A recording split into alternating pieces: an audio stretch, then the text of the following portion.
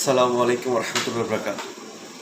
মনে রাখবেন, গত এক মাস যাবৎ ছাত্র ভাইরা যে আন্দোলন করেছিল সেটি আমরা গতকালকে ফলাফল পেয়েছি। মনে রাখবেন, স্বাধীনতা অর্জনের চেয়ে স্বাধীনতা রক্ষা করা খুবই কঠিন, কিন্তু আমরা তা হারে হারে টের পেয়েছি।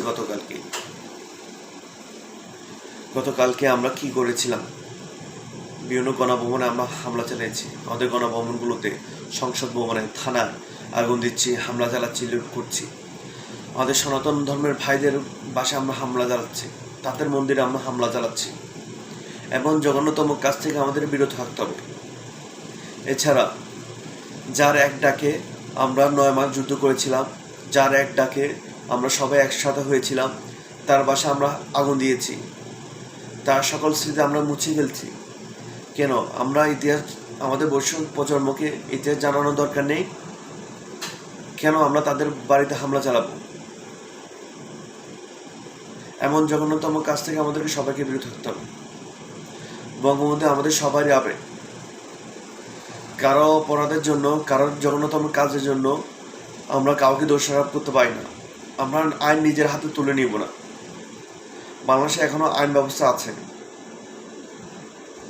আইন আপনারা আপনাদের হাতে তুলে নেবেন না। বিভিন্ন স্থানে খুন করা হচ্ছে, মানুষের উপর জুলুম করা হচ্ছে। এসব অন্যায় প্রতিরোধ করতে হবে। আমাদের সকল ছাত্র ভাইদের কাছে অনুরোধ, আপনারা প্রত্যেকের জায়গা থেকে এসব সন্ত্রাসের হাত থেকে বাংলাদেশকে রক্ষা করুন। মনে রাখবেন, আন্দোলন শেষ হয়নি। যতদিন না এই অত্যাচারী জুলুমকারীদের থাকবে বাংলাদেশে, অতদিন আন্দোলন শেষ হবে না। 15 দিনে আমরা কি করেছি আপনারা সবাই দেখেছেন।